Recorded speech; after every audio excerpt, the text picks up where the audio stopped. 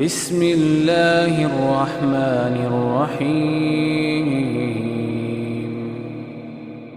नस्तईनुहु व नस्तगफिरुह व नऊज़ु बिल्लाहि मिन शुरूरि अंफुसिना व मिन सय्यिआति अअमालिना मन यहदिहिल्लाहु फला मुदिल्ल लहु व मन युद्लिल फला हादिय लहु व अशहदु अन ला इलाहा इल्लल्लाहु वहदहु ला शरीक लहु व अशहदु अन्न मुहम्मदन अब्दुहु व रसूलुहु। अल्लाहुम्मा सल्लि व सल्लिम व बारिक व अन'म अला अब्दिका व रसूलिका मुहम्मद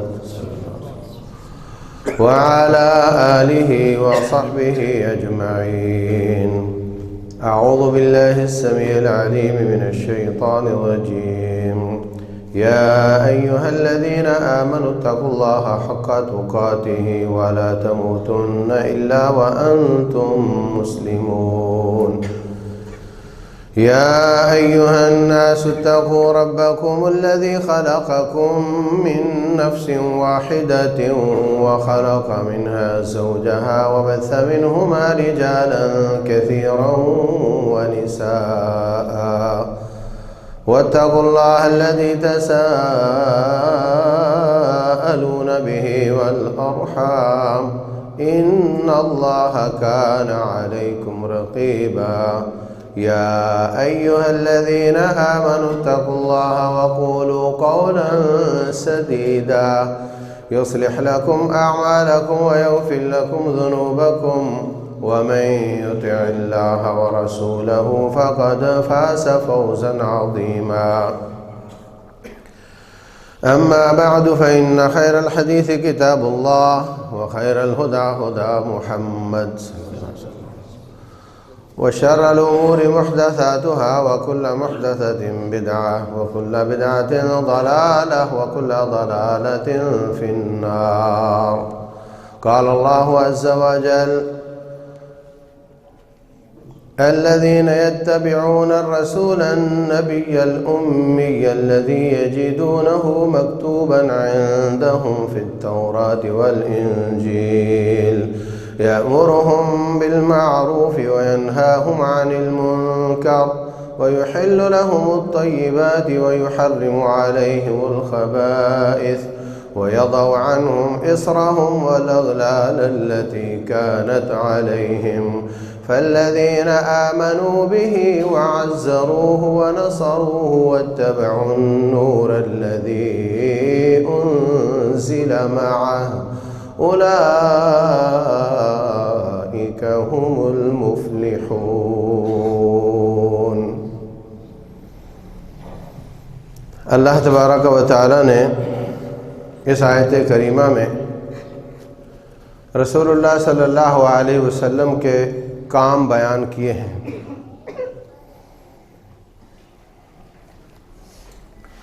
अल्लाह के मोमिन बंदों का वस्फ बयान किया है। अल्लज़ीना यत्तबिऊन रसूल नबील उम्मी, वो लोग जो नबी रसूल उम्मी की इत्तिबा करते हैं। नबी रसूल उम्मी, और इत्तेफाक की बात है इस आयत में भी तीनों लफ्ज़ एक साथ इस्तेमाल हुए हैं और इससे अगली आयत में भी ये तीनों लफ्ज़ एक साथ इस्तेमाल हुए हैं। नबी रसूल और उम्मी। रसूल वो होते हैं जो नई शरीयत लेकर आते हैं, नबी वो होते हैं जो पिछली शरीयत के ही एक दाई के तौर पर काम करते हैं, वही दोनों पर आती। गोया नबी मुआविन होते हैं। तो चूंकि रसूल खुद भी अपने ऊपर नाज़िल हुई शरीयत का प्रचार करते हैं, इसलिए वो नबी भी होते हैं, लेकिन हर नबी रसूल नहीं होता। ये लफ्ज़ अगर इकट्ठा आ जाए तो फ़र्क करना पड़ता है, अगर अलग अलग आए तो फिर फ़र्क करने की ज़रूरत नहीं। नबी से मुराद रसूल भी होता है, रसूल से मुराद नबी भी होता है। हम कहते हैं नबी सल्लल्लाहु अलैहि वसल्लम ने फरमाया, हम कहते हैं रसूलुल्लाह सल्लल्लाहु अलैहि वसल्लम ने फरमाया, एक ही बात। लेकिन जब ये इकट्ठा आ जाए तो फिर कोई वजह तो है ना कि अल्लाह ने दो लफ्ज़ क्यों बोल रहे, जब एक से बात बन रही थी। तो फिर फ़र्क बताना पड़ता है کہ نبی جو سابقہ شریعت کا پرچار کرے اور رسول جس پر نئی شریعت نازل ہو۔ آگے فرمایا امی الذین یتبعون رسول النبی الامی الذی یجدونہ مکتوبا عندہم فی التوراۃ والانجیل، یہ امی رسول ہیں۔ رسول اللہ صلی اللہ علیہ وسلم فرماتے ہیں، یہ میری طرف دیکھیں، نحن امۃ امیہ، دونوں ہاتھ اس طرح کھڑے کر کے، ہم ان پڑھ لوگ ہیں، لا نکتب ولا نحسب، ہمیں نہ لکھنا آتا ہے نہ حساب کرنا آتا ہے۔ عربی مہینہ الشہر ہاکذا و ہاکذا و ہاکذا، 10 انگلیوں کو 3 بار لہرا کر فرمایا مہینہ 30 کا ہوتا ہے۔ پھر فرمایا الشہر ہاکذا و ہاکذا، اور تیسری بار انگوٹھا فولڈ کر لیا کہ مہینہ 29 دنوں کا بھی ہوتا ہے۔ ہمیں نہ حساب آتا ہے نہ ہمیں کتاب آتا ہے، حساب کتاب ہم نہیں جانتے، ہم تو سادہ سے لوگ ہیں، امی لوگ ہیں، ہمیں پڑھنا لکھنا نہیں آتا۔ رسول اللہ صلی اللہ علیہ وسلم کو امی، یہ روٹین میں عام آدمی کے لیے یہ گالی ہے، عام آدمی کے لیے یہ مذمت ہے کہ یہ تو جاہل ان پڑھ ہے، اس کو آتا جاتا کچھ نہیں۔ لیکن رسول اللہ صلی اللہ علیہ وسلم کے لیے یہ سر کا تاج ہے، یہ آپ کی فضیلت ہے۔ اس کی وجہ یہ کہ اگر آپ پہلے ہی بڑے فلاسفر اور بڑے پڑھے لکھے اور پی ایچ ڈی ہوتے اور پھر قرآن لے کر آتے تو لوگ کہتے یہ کوئی نئی بات تھوڑی ہے، پڑھا لکھا آدمی تھا جوڑ لیا ہوگا۔ لیکن آپ کو لکھنا پڑھنا نہیں آتا اور آپ ایسا قرآن لے کر آئے ہیں جس جیسا کوئی بنا نہیں سکتا، یہ معجزے کی بات ہے۔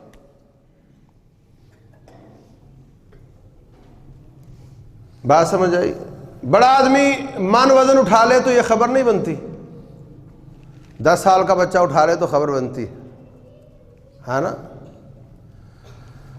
انسان ہو کر نبوت ملے تو یہ خبر بنتی ہے، وہ نوری ہو، رب سے ملاقات ہوتی ہو اور اس کو اللہ کو پیغام دے دے تو یہ تو کوئی خبر نہیں بنتی۔ جبریل امین کو تو اللہ پیغام دیتے ہی رہتے ہیں اور وہ لاتے ہی رہتے ہیں، وہ پیغام بر ہیں، وہ اللہ کے رسول ہیں، وہ نبیوں، وہ فرشتوں میں اللہ کے رسول ہیں، اور وہ رسول کا معنی پیغام لے کر آنے والا۔ یہ کوئی خبر بنتی نہیں، خبر یہ بنتی ہے کہ ان پڑھ ہو، کسی دنیاوی انسان استاد سے نہ پڑھا ہو، نہ لکھنا آتا ہو نہ پڑھنا آتا ہو، اور وہ ایسے ایسے تجزیے فرمائیں، ایسی ایسی اسٹریٹجی بیان کریں، ایسی ایسی آئندہ کی خبریں بھی دیں اور سابقہ خبریں بھی دیں، یہ ہے، یہ معجزہ ہے، یہ سچے رسول ہیں، اس لیے کہ یہ پہلے سے پڑھے لکھے نہیں تھے، ان کا استاد صرف رب ذوالجلال والاکرام۔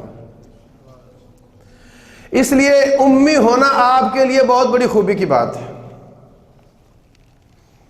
اس قدر آپ جوان ہوئے، 40 سال گزر گئے، آپ نے ہجرت کی، 53 سال گزر گئے، پھر 1 ہجری، 2 ہجری، 6 ہجری، کتنے سال گزر گئے؟ 53 اور 6، 59 سال آپ کی عمر ہو گئی،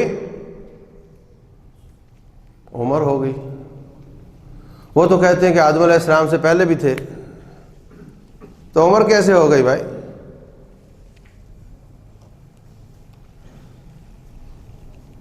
عزیز بھائیوں، تھوڑی عقل کو حرکت دینے کی ضرورت ہے۔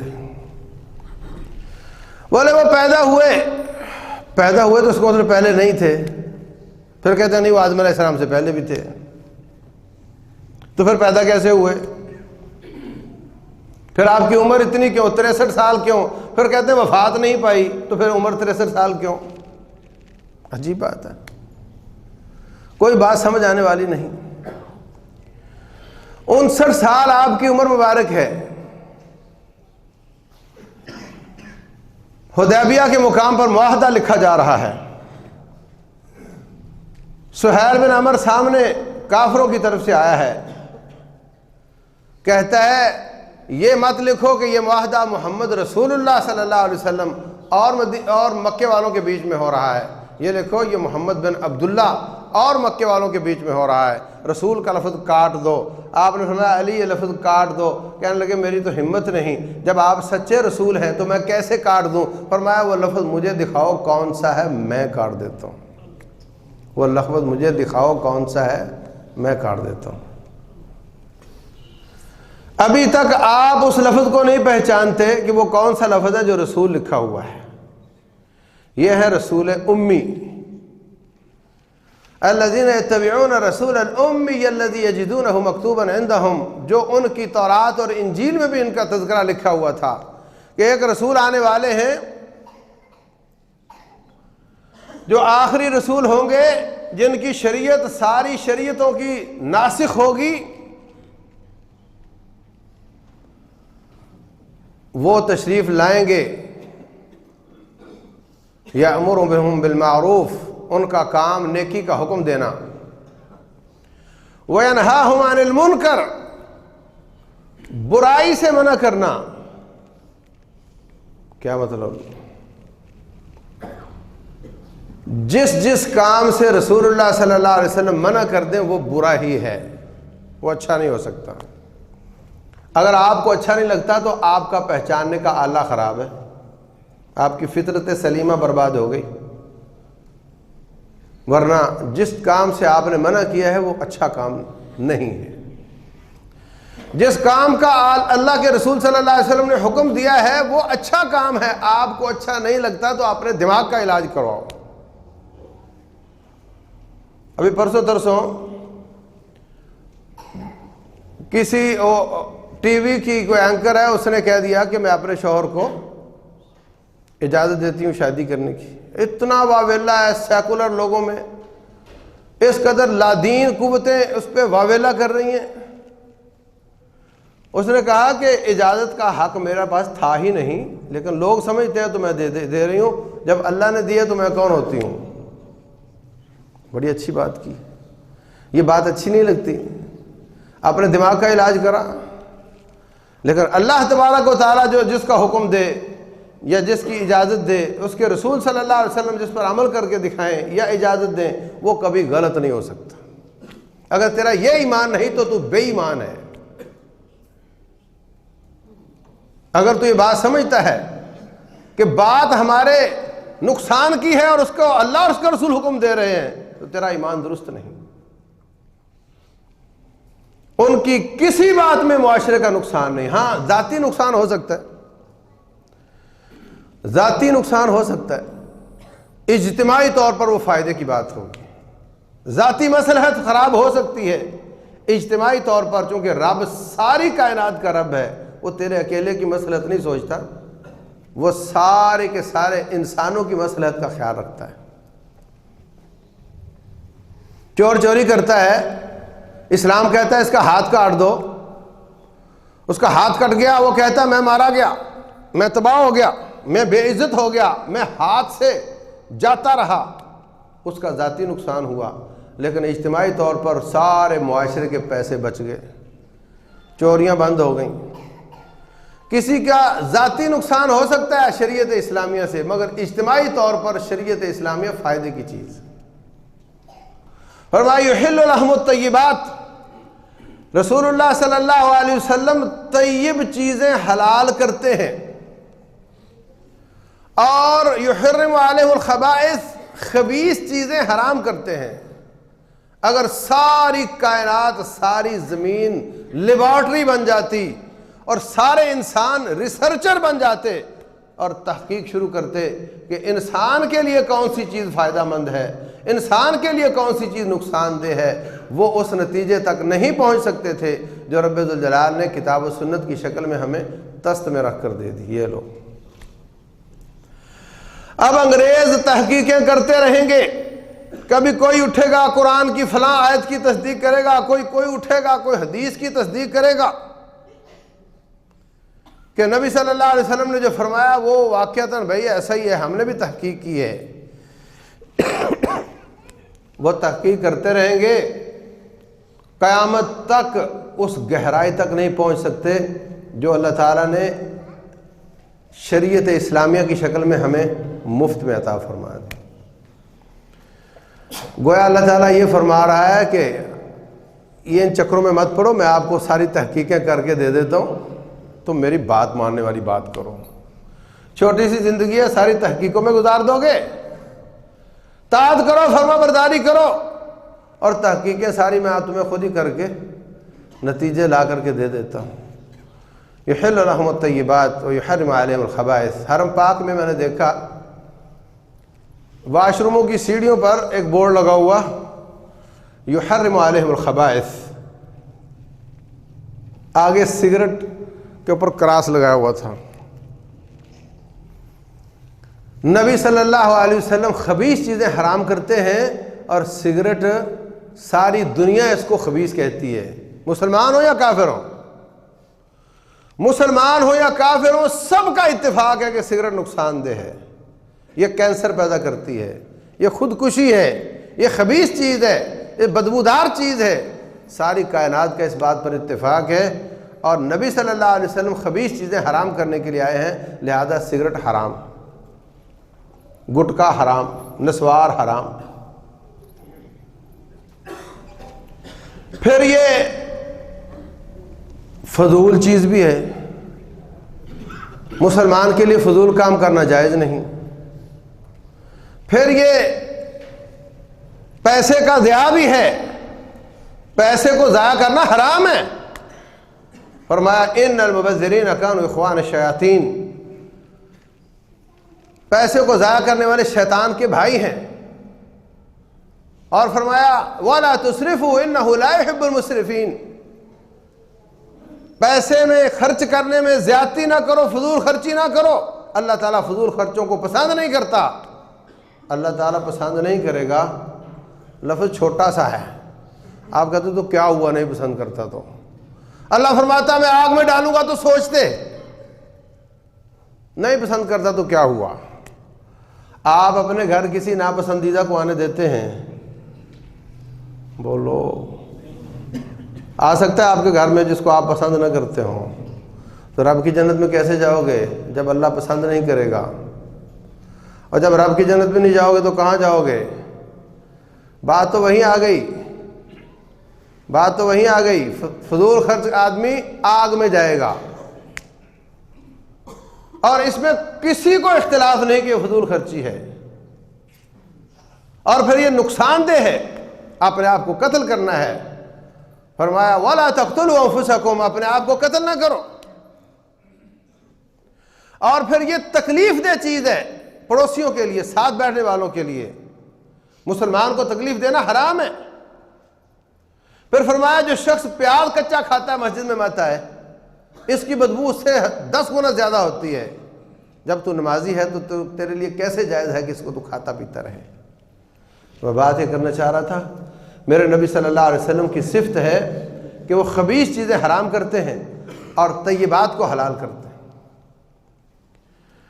مسلمان اتنی سادگی کے ساتھ کافروں کے لائن پہ چل دیتے ہیں، وہ میک ڈونلڈ لے کے آئے، یہ سارے ادھر لائن میں کھڑے ہو گئے، وہ KFC لے کر آئے، یہ سارے وہاں لائن میں کھڑے ہو گئے، وہ سگریٹ لے کر آئے، وہ وہاں لائن میں کھڑے ہو گئے۔ تمہارے پاس اپنا کوئی راستہ نہیں ہے، تم نے دم چھلے ہی بننا ہے کافروں کے۔ عجیب بات ہے، تمہارے لیے تمہارے نبی علیہ الصلوۃ والسلام میں کوئی نمونہ نہیں، سارا زر مبادلہ اربوں ڈالر یہ کافر پیپسی کی شکل میں لے جاتے ہیں، اور دوسری تیسری مشروبات کی شکل میں لے جاتے ہیں۔ ایک بیچارہ پاکستانی بناتا تھا برگر شرگر، وہ بھی اس کے منہ سے لقمہ چھین کر ملٹی نیشنل کمپنیوں نے ہڑپ کرنا شروع کر دیا ہے۔ سارے جہان کی گند، اور پتہ ہی نہیں اس کا سورس کیا ہے، لاتے کیا ہیں، ڈالتے کیا ہیں۔ مسلمان ہو اور وہ کھاتے ہو، پتہ ہی نہیں وہ کیا ڈالتے ہیں اس میں، وہ بتاتے ہی نہیں کسی کو وہ کیا ڈالتے ہیں، وہ کھاتے ہو۔ یحل لہم الطیبات، طیبات کو حلال کیا ہے رسول اللہ صلی اللہ علیہ وسلم نے۔ ویحرم علیہم الخبائث، خبیث چیزوں کو حرام کیا ہے رسول اللہ صلی اللہ علیہ وسلم نے۔ وَيَضَعُ عَنْهُمْ إِصْرَهُمْ، وہ نبی ان کے بوجھ اتارتے ہیں۔ وَالْأَغْلَالَ الَّتِي كَانَتْ عَلَيْهِمْ، ان کے گلے کے توق کاٹتے ہیں، ان کے بوجھ اتارتے ہیں۔ سبحان اللہ، رسول اللہ صلی اللہ علیہ وسلم فرماتے ہیں سابقہ امتوں میں اگر کپڑے کو پیشاب لگ جائے تو کینچی سے کاٹنا پڑتا تھا، دھونے سے پاک نہیں ہوتا تھا، اور ہماری امت میں کپڑے کو جو چاہے لگ جائے دھو لو صاف ہو جاتا ہے۔ نماز کا وقت ہوا ہے، 10 کلومیٹر 20 کلومیٹر سفر کر کے جانا پڑے گا، مسجد میں ہی نماز پڑھ سکتے تھے۔ فرمایا اس امت کے لیے یہ ہے کہ جہاں وقت نماز کا ہو روڈ کے کنارے کھڑے ہو نماز شروع کر دو۔ وَجُعِلَتْ لِيَ الْأَرْضُ مَسْجِدًا وَتُرْبَتُهَا طَهُورًا، فرمایا میرے لیے اللہ تعالیٰ نے زمین ساری مسجد بنا دی ہے، اور اس کی مٹی کو تیمم کا ذریعہ، طہارت کا ذریعہ بنا دیا ہے، اور استنجا بھی مٹی سے کیا جاتا ہے، وہ بھی طہارت کا ذریعہ بنا دیا ہے۔ یہ ساری زمین مسجد ہے۔ مسجد بابری پر روتے ہو، پورا ہندوستان مسجد ہے جس پر ہندوؤں نے قبضہ کیا ہوا ہے۔ کیا سمجھے؟ فرمایا ساری زمین میرے لیے مسجد ہے، یہ ساری زمین مسجد ہے، تو پھر ہندوستان نے تمہاری مسجد پہ قبضہ کیا ہوا ہے۔ سارا ہندوستان ہماری مسجد ہے، سارا فلسطین ہماری مسجد ہے، یہ سب چھڑوانا ہمارے اوپر لازم ہے۔ یہ وہ بوجھ تھے جو سابقہ امتوں پر تھے، مختلف قسم کی چیزیں۔ اللہ تبارک و تعالیٰ فرماتے ہیں حرمت علیہم شمومہما الا ما حملت ظہورہما او الحوایا او ما اختلط بعظم، اللہ نے ان پر چربی حرام کی تھی، ہماری امت کے لیے چربی بھی حلال کر دی۔ فرمایا احلت لی المیتتان والدمان، میرے لیے 2 مردار حلال کیے، ایک مچھلی اور ایک مکڑی۔ یہ جو ٹڈی دال آتی ہے جو کھیتوں کو کھا جاتی ہے، یہ ٹڈی حلال کی، اور مر بھی جائے تب بھی حلال ہے، اور ایک مچھلی حلال کی، اور 2 خون حلال کیے، ایک جگر اور ایک تلی۔ یہ خون ہے مگر حلال ہے، یہ بھی اللہ تعالیٰ نے حلال کر دیا، وہ بھی حلال کر دیا۔ سابقہ امتوں میں جہاد کرو تو جو آپ کو مال غنیمت ملتا ہے وہ آسمان سے آگ آتی تھی، اس کو جلا دیتی تھی، لیکن ہمارے لیے یہ بھی حلال کر دیا کہ آپ اس مال کو استعمال کر سکتے ہیں۔ یَضَعُ عَنْهُمْ إِصْرَهُمْ وَالْأَغْلَالَ الَّتِي كَانَتْ عَلَيْهِمْ، نبی صلی اللہ علیہ وسلم کے احسانات میں سے یہ ہے، رب ذوالجلال نے جو ان کے ذریعے ہم پر احسان کیے کہ وہ ہمارے بوجھ اتارتے ہیں، ہمارے لیے شریعت کو آسان بنا کر پیش کرتے ہیں۔ نمازیں کم کروا دیں، روزے 1 مہینے کے، حج زندگی میں 1 بار کر لو کافی ہو جاتا ہے۔ حکمران ٹیکس لیتے ہیں 27% تقریباً، کہاں 19%، 21%، کئی ملکوں میں 50%، 60% آپ کی کمائی کا حکومت لے جاتی ہے، لیکن میرے رب آپ سے صرف 2.5% مانگتے ہیں۔ 97.5% تیرا اور 2.5% میرے رب کا۔ یہ ساری شریعت اسلامیہ کی آسانیاں ہیں جو اللہ تعالیٰ نے بیان کی ہیں، لیکن جس طرح یہودیوں نے الا ما حرم اسرائیل علی نفسہ من قبل ان تنزل التوراۃ، حضرت یعقوب علیہ السلام نے اپنے اوپر کوئی چیزیں حرام کی تھیں، اور پھر ان کے جو بعد میں آنے والے یہود و نصارہ تھے انہوں نے ترک دنیا اور رہبانیت اختیار کر کے اپنے اوپر بعض چیزوں کو حرام کر لیا، اللہ تعالیٰ نے پھر ان پر وہ چیزیں حرام کر دی۔ انہوں نے اپنے اوپر بوجھ ڈالا، اللہ نے ان پر بوجھ ڈال دیا۔ یہی وجہ ہے کہ رسول اللہ صلی اللہ علیہ وسلم اس امت پر جو شخص شدت اختیار کرتا، بھلے عبادت میں ہی کیوں نہ ہو، آپ اس کو فوراً منع فرماتے، اس پہ غصہ کرتے تھے کہ تیری وجہ سے امت پر کہیں شدت نہ آ جائے۔ عبداللہ بن عباس رضی اللہ تعالیٰ عنہ حضرت میمونہ کے بھانجے تھے۔ خالہ میں نے آپ کے گھر کسی دن رات رہنی ہے، اچھا بیٹے دیکھتے ہیں، میں پوچھوں گی۔ پھر کہا، تو ایک دن انہوں نے نماز نہیں پڑھنی تھی ان دنوں میں، تو اجازت مل گئی کہ آپ آ جاؤ۔ صحیح بخاری کی حدیث ہے، نبی صلی اللہ علیہ وسلم تشریف لائے تو یہ لیٹے ہوئے تھے، آنکھیں بند تھیں، تو کہا یہ جوان سو گیا ہے؟ کہنے لگی ہاں سو گیا ہے، حالانکہ وہ جاگ رہے تھے۔ کہتے میں نے تو دیکھ رہا تھا کہ آپ رات عبادت کیا کرتے ہیں، میں نے سونا تھوڑی تھا، میں تو یہ دیکھنے گیا تھا کہ آپ رات میں عبادت کیسی کرتے ہیں۔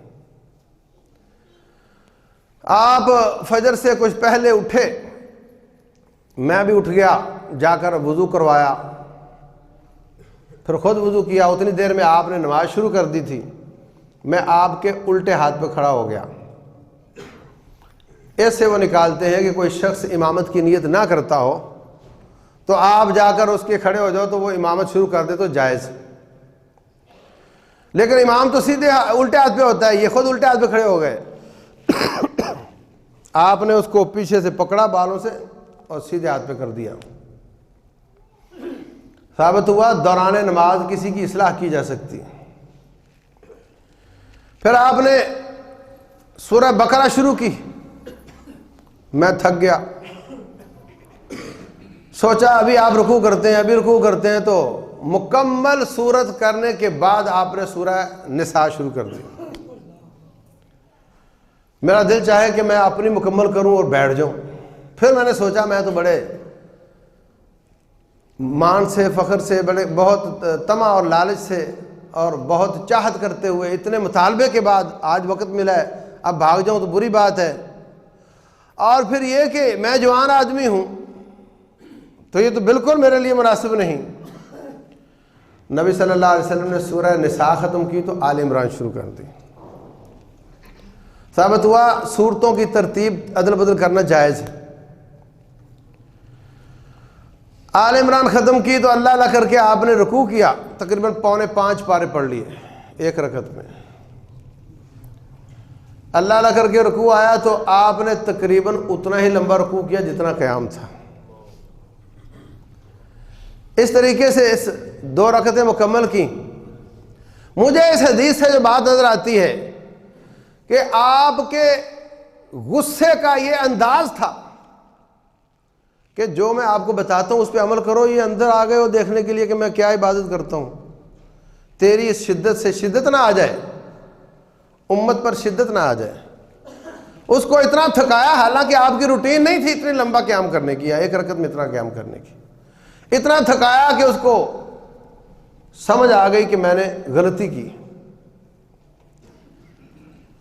اور میں نے بتایا تھا آپ کو 3 دن تہجد تراویح جماعت کے ساتھ کروائی، چوتھے دن فرمایا کہیں آپ پر فرض نہ ہو جائے اس لیے میں نہیں آ رہا۔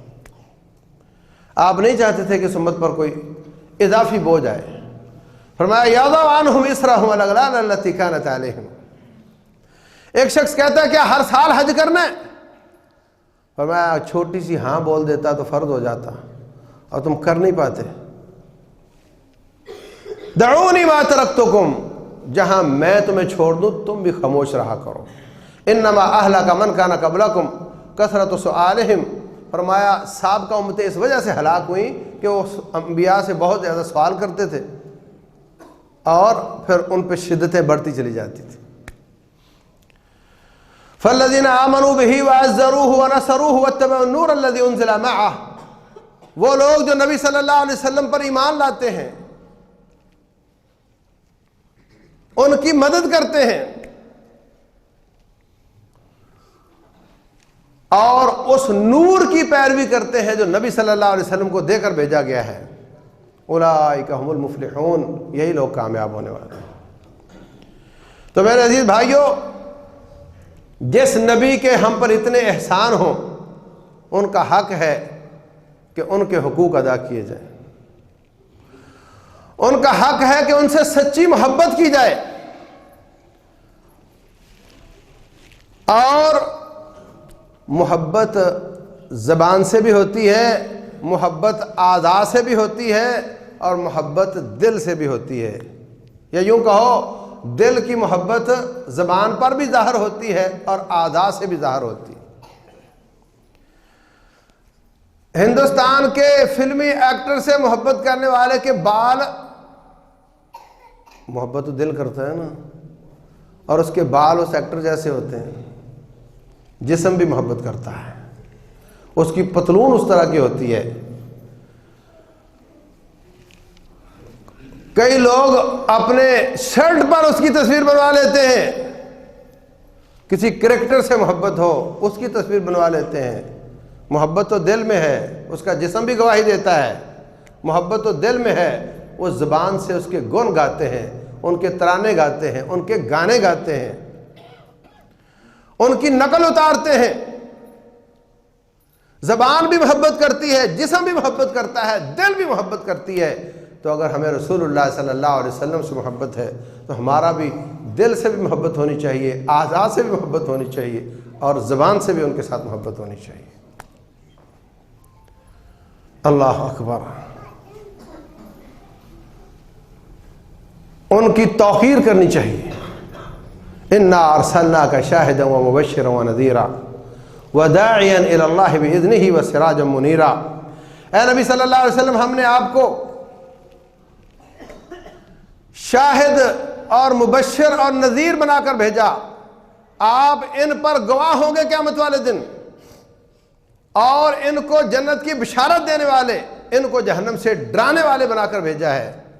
وَدَاعِيًا إِلَى اللَّهِ بِإِذْنِهِ، اللہ کے حکم پر ان کو اسلام کی طرف بلانے والے بھیجا ہے۔ وَسِرَاجًا مُنِيرًا، روشن چراغ بنا کر آپ کو بھیجا ہے۔ لِتُؤْمِنُوا بِاللَّهِ وَرَسُولِهِ وَتُعَزِّرُوهُ وَتُوَقِّرُوهُ وَتُسَبِّحُوهُ بُكْرَةً وَأَصِيلًا، تاکہ تم ان کا وقار کا خیال کرو، ان کی عزت کا خیال کرو، اور رب ذوالجلال کی تسبیحات بیان کرو۔ تو نبی صلی اللہ علیہ وسلم کا وقار کیا ہے؟ آپ دیکھ لو، اپنے ابے کا کتنا وقار کرتے ہو، اپنے پیر کا کتنا وقار کرتے ہو، ان کے سامنے اونچا نہیں بولتے ہو۔ عمر بن خطاب رضی اللہ عنہ تشریف فرما ہے، ایک دو آدمی پیچھے اونچی اونچی آواز سے باتیں کر رہے تھے، بلایا ان کو، کہا تم کہاں سے ہو؟ کہنے لگے طائف سے ہیں۔ کہا اگر تم مدینے کے ہوتے نا تو تمہیں درے لگاتا میں، اللہ کے نبی کی مسجد میں اونچی آواز سے بولتے ہو۔ عبد الرحمن بن مہدی رحمہ اللہ محدث تھے، جب حدیث بیان کرتے تو کسی کو اونچی آواز سے بولنے نہیں دیتے تھے، کہتے تھے نبی صلی اللہ علیہ وسلم پر آواز اٹھانا جائز نہیں، تو یہ ان کی آواز ہے۔ لا ترفعوا اصواتکم فوق صوت النبی، نبی کی آواز پر اپنی آواز بلند نہ کرو، تو یہ نبی کی آواز ہے، یہ حدیث نبی کی آواز ہے صلی اللہ علیہ وسلم۔ اس کا احترام کرو، اس کا وقار کرو۔ محدثین حدیث کی کتاب پر کوئی اور کتاب نہیں رکھنے دیتے تھے، ان کا احترام ہے۔ اگر کوئی ظالم ان کے خاکے بنائے، اس کے لیے آواز اٹھانا، ان کے وقار کے لیے، ان کی عزت کے لیے جان قربان کرنا، یہ محبت کی نشانی ہے۔ جو کچھ ہو سکے اس کے لیے کرنا، جو ممکن ہو، یہ ان کے ساتھ محبت کی نشانی ہے، یہ وقار کی نشانی ہے۔ اللہ تبارک و تعالیٰ کا حق ہے کہ اس کا وقار بروئے کار لایا جائے، وقار کا حق ادا کیا جائے۔ ما لکم لا ترجون للہ وقارا، اور رسول اللہ صلی اللہ علیہ وسلم کا بھی حق ہے کہ ان کا وقار کا خیال رکھا جائے۔ رسول اللہ صلی اللہ علیہ وسلم بہت حیادار ہیں، لوگ آپ کے وقار کے خلاف کام کرتے مگر آپ چپ رہتے تھے، بولتے نہیں تھے۔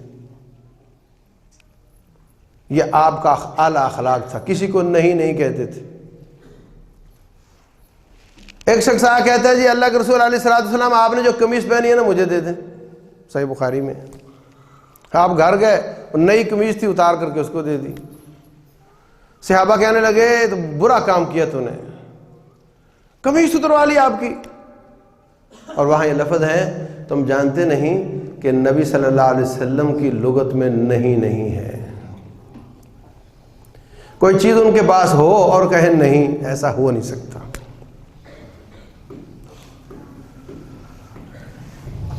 آ کر کے گھر کے باہر اخرج لنا یا محمد، اخرج لنا یا محمد صلی اللہ علیہ وسلم، بدو لوگ آ کر کے جب آئے، جب وقت ملا آ گئے، کہا جی باہر نکلیے، ہماری بات سنیے۔ آپ خاموش ہیں، باہر نکلنا پڑتا ہے، 7 بیویاں ہیں، آرام کرنے کا ٹائم نہیں ملتا، یہ جب چاہے آ جاتے ہیں اور آ کر کے کہتے ہیں جی باہر نکلیں، ہماری بات سنیں۔ اللہ تبارک و تعالیٰ نے دیکھا کہ یہ بولتے نہیں اور پریشان ہیں، رب ذوالجلال نے قرآن کی آیات نازل کی، لا تجعلوا دعاء الرسول كدعاء بعضكم بعضا، نبی صلی اللہ علیہ وسلم کو ایسے نہ پکارو جیسے تم ایک دوسرے کو پکارتے ہو۔ دوسرا معنی، نبی صلی اللہ علیہ وسلم تمہیں پکاریں تو اس کو ایسا نہ سمجھو جیسے کوئی اور پکارتا ہے، بلکہ یہ پکاریں تو آپ کو فوراً آنا پڑے گا۔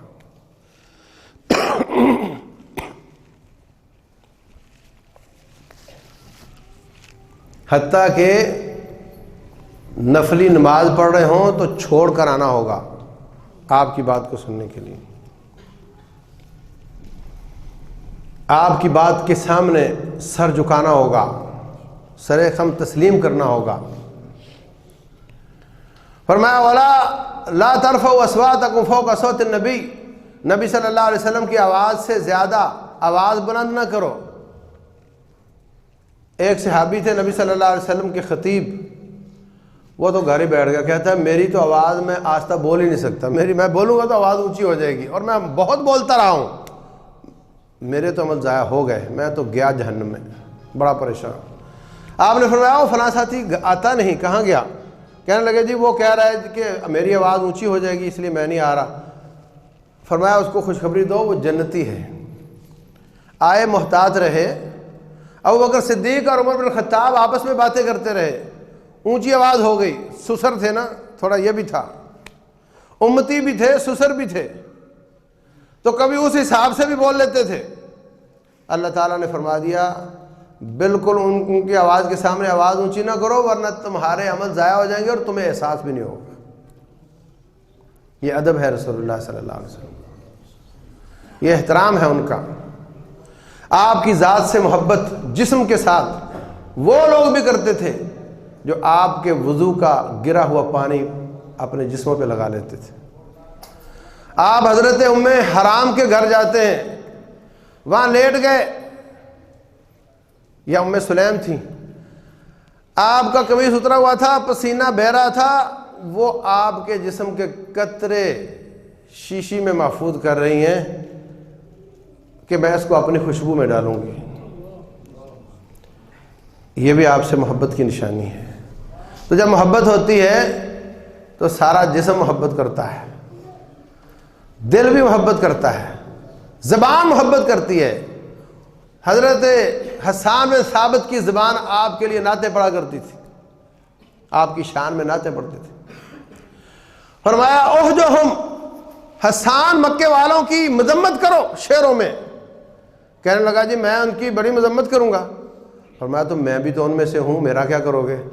کہتے جیسے آٹے سے بال نکل جاتا ہے نا، میں آپ کو سائڈ پہ کر لوں گا اور ان کی مذمت کروں گا۔ فرمایا کرو پھر، احجہم جبریل معک، ان کی مذمت کرو اور جبریل تیرا تعاون کرے گا، تجھے لفظ لا لا کر کے دے گا۔ نبی صلی اللہ علیہ وسلم کی شان میں نعت گوئی کرنا مبالغے کے بغیر جو شان آپ کی ہے، نہ ان کو امتی کی شان بیان کرے، نہ ان کو امتی جیسا کہے اور نہ ان کو رب جیسا کہے،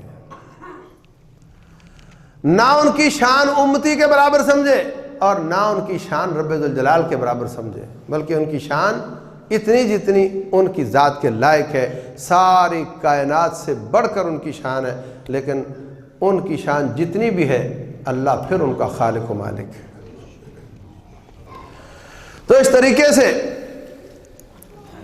ان کی بات ماننا، ان کے فیصلے تسلیم کرنا، دل سے تسلیم کرنا، آپ کو اچھے نہ لگیں تب بھی تسلیم کرنا۔ فلا وربک لا یؤمنون حتی یحکموک فیما شجر بینہم، فرمایا تیرے رب کی قسم ہے، اللہ اپنی ذات کے بارے میں کہتا ہے، مجھے اپنی ذات کی قسم ہے میں اس وقت تک کسی کا ایمان تسلیم ہی نہیں کرتا جب تک آپ کے فیصلوں کے سامنے اپنا سر نہ جھکا دے۔ وَلَا يَجِدُوا فِي أَنفُسِهِمْ فِي صُدُورِهِمْ حَرَجًا مِّمَّا قَضَيْتَ، جب میں فیصلہ کر دوں تو نہ چاہتے ہوئے نہ مانے بلکہ دل کی گہرائیوں سے مانے، دل میں تنگی بھی محسوس نہ کریں، تو پھر ان کے ایمان کا اعتبار ہوگا۔ بہت مشکل کام ہے۔ ہم کتنے معاملات میں، اور نہ صحیح جب شادی بیاہ کا وقت آتا ہے نا تو ہم کہتے ہیں اللہ اس کے رسول آپ کی نہیں چلے گی، اب آپ کی نہیں چلے گی، اب چلے گی ہندوؤں کی رسمیں۔ باقی ہر لحاظ سے ہم نماز پڑھیں گے رفع الیدین کے ساتھ، تیری ہر بات مانیں گے، لیکن یہاں تیری نہیں چلے گی۔ نہ بھائی ایسا نہیں ہے۔ یا ایھا الذین آمنوا ادخلوا فی السلم کافہ، مسلمان ہونا ہے تو سارے کے سارے اسلام میں داخل ہو جاؤ۔ ان سے محبت ہے تو سنتیں ماننے کے لیے ہوتی ہیں، چھوڑنے کے لیے نہیں ہوتی۔ ہم سنت پوچھتے ہیں سنت ہے یا فرض ہے، یہ پوچھنے کے لیے کہ اگر سنت ہے تو پھر چھوڑ دیا جائے، یہ محبت نہیں۔ محبت یہ ہے کہ پتہ وہ یہ معلوم کیا ہی نہ جائے، اس کا فتویٰ ہی نہ پوچھا جائے، یہ پتہ چل جائے کہ یہ کام نبی صلی اللہ علیہ وسلم سے ثابت ہے، انہوں نے فرمایا ہے، پھر اس کو کر گزرے۔ آخری بات بھائیو، اللہ تبارک و تعالیٰ فرماتے ہیں فَلْيَحْذَرِ الَّذِينَ يُخَالِفُونَ عَنْ أَمْرِهِ أَن تُصِيبَهُمْ فِتْنَةٌ أَوْ يُصِيبَهُمْ عَذَابٌ أَلِيمٌ۔